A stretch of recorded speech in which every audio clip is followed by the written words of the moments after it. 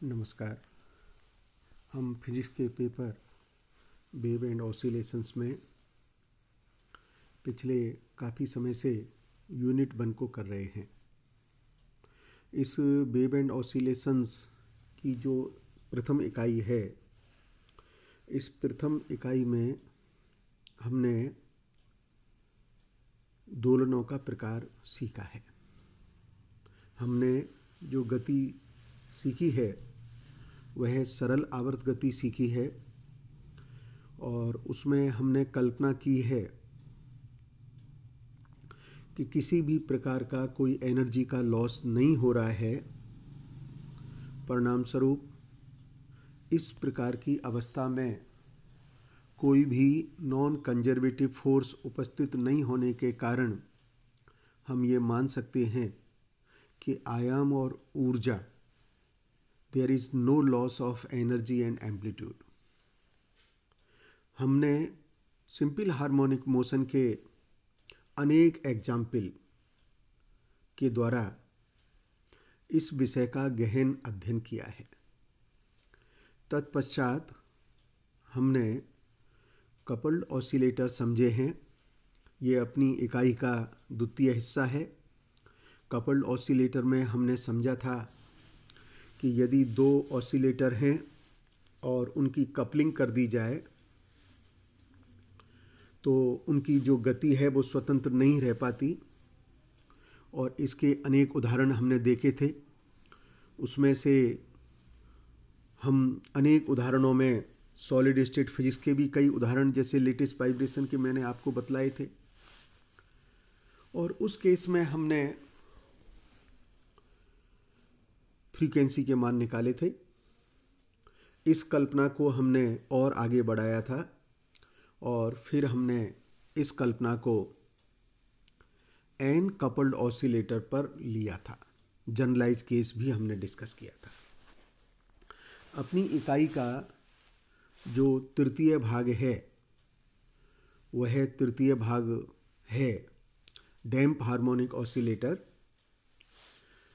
डैम्प harmonic oscillator में पूरा study किया और उसके एग्जाम्पल के रूप में हमने बैलिस्टिक गैल्वेनोमीटर को भी सीखा है। डैम्प हार्मोनिक ऑसिलेटर अपनी इकाई का तृतीय भाग था। इस इकाई का चतुर्थ और जो आखिरी भाग है वह फोर्स हार्मोनिक ऑसिलेटर है। हम फोर्स हार्मोनिक ऑसिलेटर को और सीखने के बाद हमारे पाठ्यक्रम के अनुसार जो प्रथम इकाई है यूनिट 1, इसका पाठ्यक्रम पूरा हो जाएगा। फोर्स हार्मोनिक ऑसिलेटर को हम थोड़ा सा कुछ उदाहरणों से भी समझ सकते हैं। जैसे मान लीजिए कोई बालक झूला झूल रहा है, आपने उसको एक पॉइंट पर रिलीज कर दिया है और वह झूला झूलना प्रारंभ कर रहा है, तो कुछ समय के बाद आप देखेंगे कि जो उसका आयाम है वो कम होता जाएगा और वह स्थिर अवस्था में आ जाएगा। यदि हम ये चाहें कि वह बालक जो पटरी पर बैठा हुआ है, झूला झूल रहा है, सतत रूप से झूले का आनंद ले, उसका आयाम नियत बना रहे, तो निश्चित रूप से हमें उसके पीछे झूले को कहीं ना कहीं कुछ धक्का देना पड़ेगा। जब हम उसको कुछ धक्का देंगे, जब हम उसको कुछ पुश कर रहे हैं, इसका अर्थ हुआ कि हम निश्चित रूप से कोई एक्सटर्नल फोर्स उसके ऊपर आरोपित कर रहे हैं, और इस एक्सटर्नल फोर्स के कारण वह बालक झूले का आनंद लेगा और सतत रूप से झूलता रहेगा, बशर्ते कि हम उसके पीछे से उस झूले को थोड़ा सा पुश करते रहें। तो ये जो उदाहरण है यह उदाहरण वास्तव में जो झूला चालित एक दोलक की तरह है और हम इसको प्रणोदित दोलक यानी फोर्स हार्मोनिक ऑसिलेटर कह सकते हैं। हमने अपने इकाई के तृतीय भाग में यह सीख लिया था कि दोलक का आयाम और ऊर्जा, energy and amplitude, non conservative force जो कि सिस्टम में विस्कस फोर्स हो सकता है, फ्रिक्शन फोर्स हो सकता है, मूलतः डैम्पिंग फोर्स हैं। इनके कारण एक्सपोनेंशियल फॉर्म में कम होते जाते हैं। और आपने यह भी जाना था इस प्रक्रिया के परिणामस्वरूप ऐसे दोलक का टाइम पीरियड इंक्रीज हो जाता है जबकि फ्रीक्वेंसी के मान में कमी हो जाती है। तो निश्चित रूप से ऑसिलेटर की जो फ्रीक्वेंसी है वह इसकी नेचुरल फ्रीक्वेंसी से कम हो जाएगी। परिणामस्वरूप दोलक कुछ समय के बाद स्थिर अवस्था में आ जाएगा।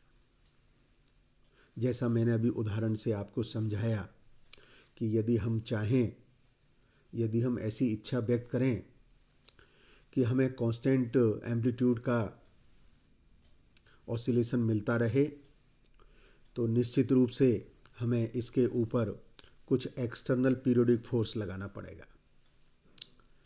जब हम ऐसा करेंगे तो ऑसिलेटर ट्रांजिएंट पीरियड से गुजरने के बाद एक स्टडी स्टेट में आ जाएगा, और जब वो स्टडी स्टेट में आ जाएगा तो 100% उसके जो दोलन का आयाम होगा वह कांस्टेंट के रूप में होगा। जब आप किसी ऐसे दोलक पर एक्सटर्नल पीरियोडिक फोर्स लगाते हैं तो दो तरीके के प्रभाव नजर आएंगे, अनुभव करेंगे। एक उसके एम्पलीट्यूड में होगा, दूसरा उसकी फ्रीक्वेंसी में होगा।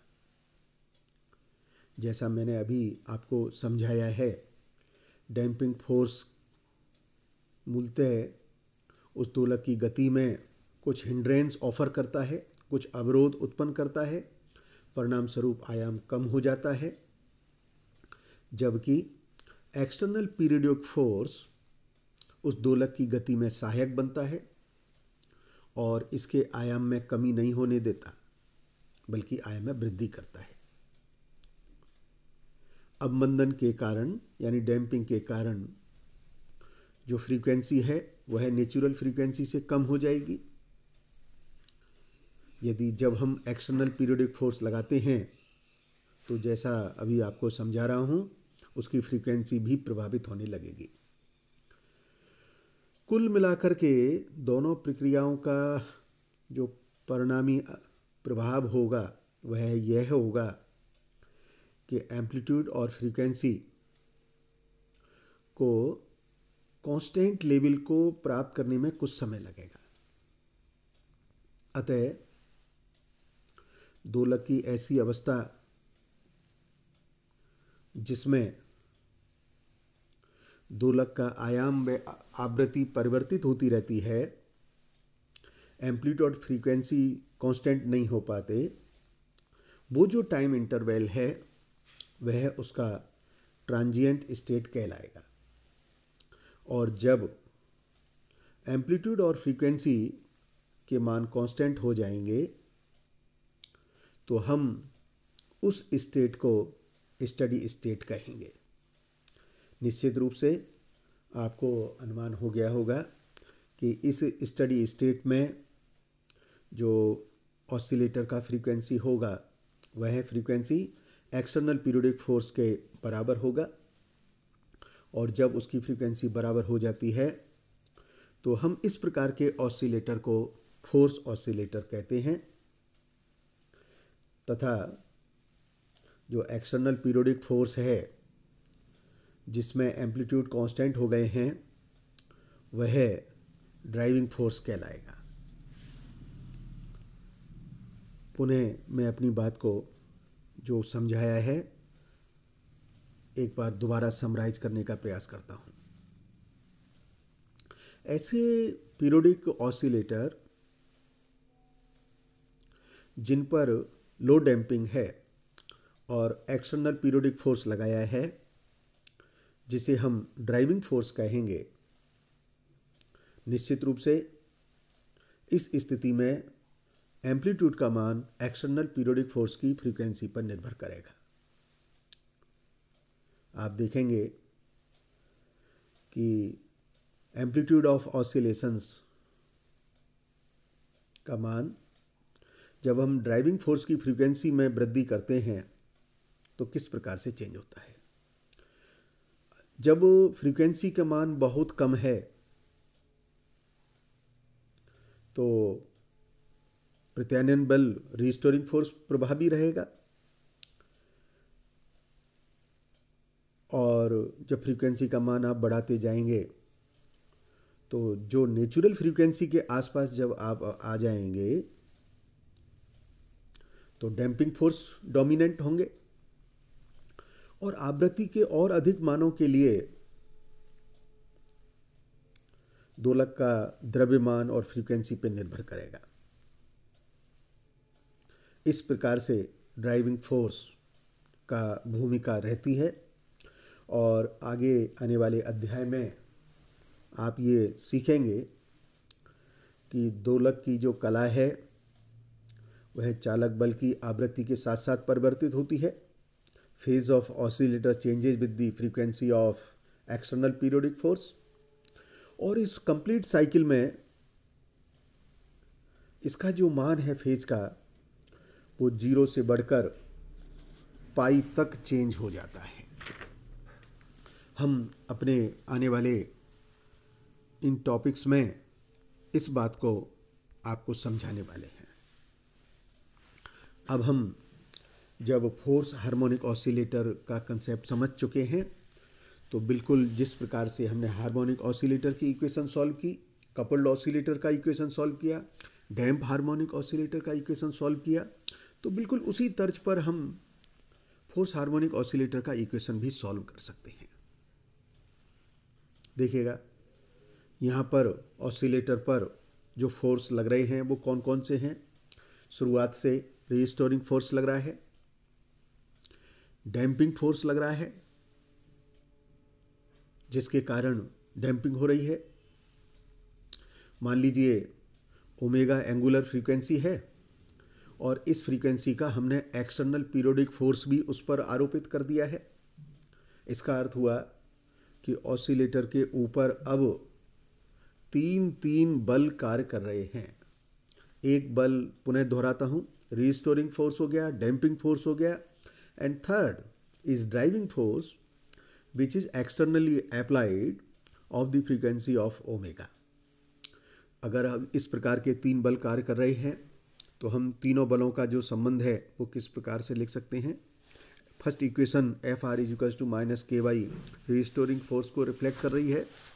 Second F D is equals to minus lambda D by D T damping force को रिप्रेजेंट करता है। This third equation is F E is equals to F zero sine omega T is external periodic force, और इसके अंदर आप देख रहे हैं इसका जो एंगुलर फ्रीक्वेंसी है वो मैंने ओमेगा लिया है, and capital F zero is equals to amplitude of this force. तो एक्सटर्नल पीरियोडिक फोर्स जो लिया है वो बेसिकली साइन फंक्शन है, यानी कि एक पीरियोडिक फंक्शन है। तो नेट इक्वेशन क्या हो जाएगी, परिणामी समीकरण एफ का मान हो गया F R plus F D plus F ई।